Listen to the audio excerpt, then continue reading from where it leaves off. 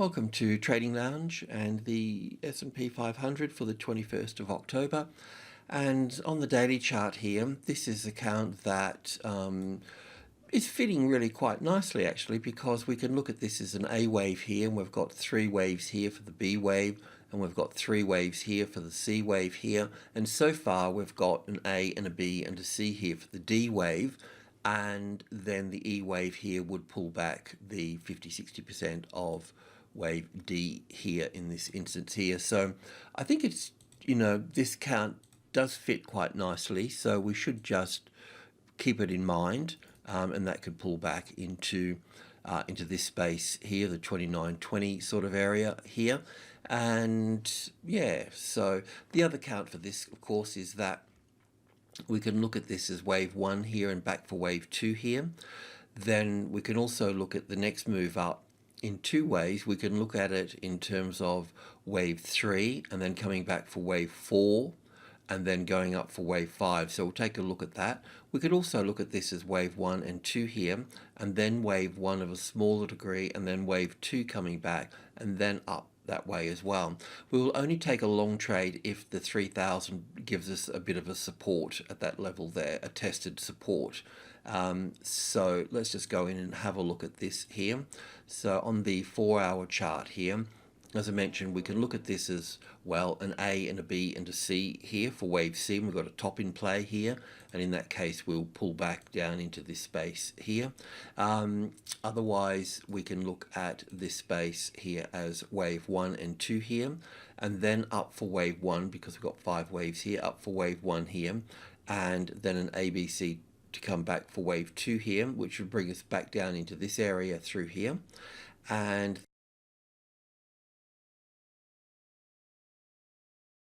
the next move would be wave 1 and 2 here, wave 3 here, and wave 4 here. Wave 4 would pull back to the 38.2% retracement level. So even though we've got a few counts here, it just helps us develop strategies and so on. So if it was wave 4, it would pull back to the 38 to 2960 area and then move up from that point. So we just need to be a bit mindful of that. So let me just have a quick look at the cash market for a moment here. And I'll just take this to the 1-hour chart here. So yeah, look, I mean, the cash market's pretty much got the same thing here as well. I'll just get the cash market, just take a quick snapshot of it here on an intraday chart here, just so we've got a clear picture here. So that move top at the 3000 here, we can see here that we've actually got a move down as an A wave, 3 up for the B wave, and then 1 and 2 and 3 and 4 and 5 here for the C wave here. So and this also looks a bit impulsive here as well. So that means that we can go long above the 2995 here. So because we could view this as an A and a B and a C here, then up for 1, back for 2 here, and then moving higher in this point here, coming up through here. So if this high here gets taken, then it creates this here as an A and a B and a C wave here. And yeah, so if it just drops from here, well, then we're going to be going down further. But if it takes that high out here, then it cements this as a corrective pattern here. Okay, so I think that's quite sort of interesting and quite clear here too, where on the other market here we can see it. I mean, you could even put this over here as the A wave, then an A and a B and a C wave here for the B wave, not that it matters, and a C wave here. Now, last time we spoke, we were either going to go long above this high here, or we can go to this high here, and that's where we put that. When we just spoke then, we could also go to here, and we'll do that there as well. But what we'll do when we put this one here, we'll just put this in half thickness here, just meaning that it's a smaller position size here, because it will be at risk. You're going long under the closest largest number. So obviously when you're trading, you always look for the closest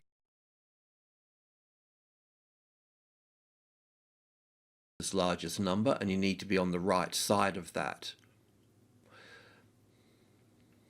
So here on Friday, you may be short here based on this one here. If that's the case, then you want to bring that as a stop here. We don't need that there anymore, do we? So we'll just put that there as the stop there. In that case, you might, day traders very rarely be in there for that position over the weekend anyway, and you may have gotten out, but yeah, I'll just leave it there for the time being anyway. So we can go, based on the cash, we can go long here above this one, and then we also want to go long above this one here. Well, when I say long above there, what I really mean is that if the market moves up, it's going to react from here, then it's going to create the first high above the level here, and then we're going to see some type of corrective move here, and then if it's going to move up, then it becomes valid here, and we can also look to take this one out here as well. So that's really what that means at that particular point. So you really want, even though we talk about it here, we need to talk about it on the price point over here, because this is where the orders are going to be building. That's where the current live situation is, and that's where the pattern will emerge from that point there. So look, in a nutshell, we need a tested support to go long, and on the closest largest number, and that's 3,000. Yeah, I mean, you could also go short. I'm just talking for day traders here. Just copy that, put that under here. You could also go short from that point there. Let's just go into the tick chart and just have a quick look at that before I gob too much on that. So yeah, look, if we look at this whole move down here as the ABC pattern, and then this move up here is wave one, we've already moved down to the 50% retracement level, so we can put that in there. And it's, wave twos are normally swift and sharp, and that is. In terms of going long, we're talking about above the 2995 here. But let's just have a little look at this here. So this here is that's the supply level. You can see it over here anyway, and it pops up over here as a 50-60% mark. So that brings us a little bit closer to the market. So we can look at this here. The closest largest number here is the 90 here, but it still doesn't give us any space in terms of being clear of the 60, because if it's going to fail, that's where it's going to fail, from that supply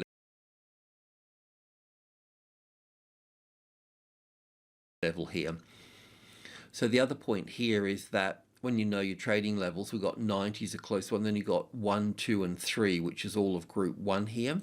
So what we could be looking for to get a bit closer to the market on the long side here is look for support on top of group 1 here. Wherever you see number 3, it's always a group 1. It just could be a sub level, a minor level, and so on. So yeah, you need support that instead of going on 295 here, we can go on a tested support at this level, at this price point here, but it needs to be support. So it'll be like this: the market comes up, reacts, comes back, creates the first high above the level, and then comes back down for a corrective move. So you take that high one here, then you go to the next high, and the next high to go in if that's triggered to the upside through these highs.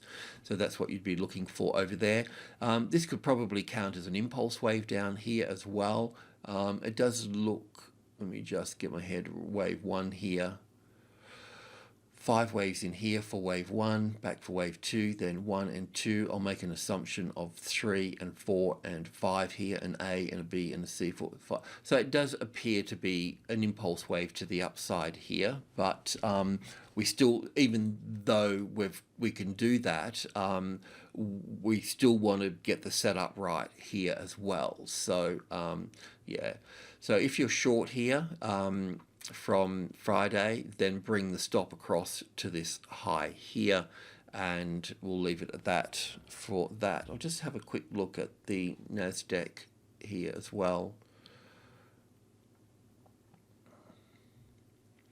Yeah, I mean, same but different. That's probably right about the 38.2% retracement level, looking at that.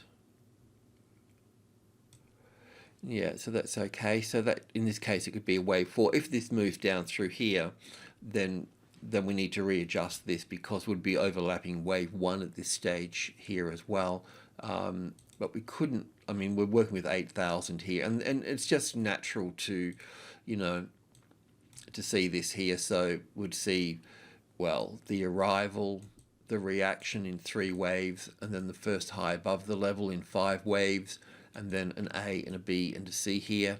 And then we can go along from this point here. We may be able to go along through here. We could probably count 5 waves in here and look at that. But in a nutshell, for this market to be bullish, it needs to migrate from being resistance here to being support over here, and this is what support looks like, and this is the normal pattern. So this is the arrival, the reaction, the arrival, the reaction, the first high above the level, and then the corrective phase, and then we can look to go along over this side over here, because it could just fail from here. That's the thing. So you know, we need evidence and we need proof. We need the market to prove to us that it's going to go higher and take out the previous highs on support of the closest largest number. They're the safe trades that will save you getting chopped up within all of this, because normally when you're dealing with all of this, you would exit at this point, you would exit here, and then you wait for this pattern to emerge, and then you move in over this side over here. So it's just safe. Alrighty, cheers.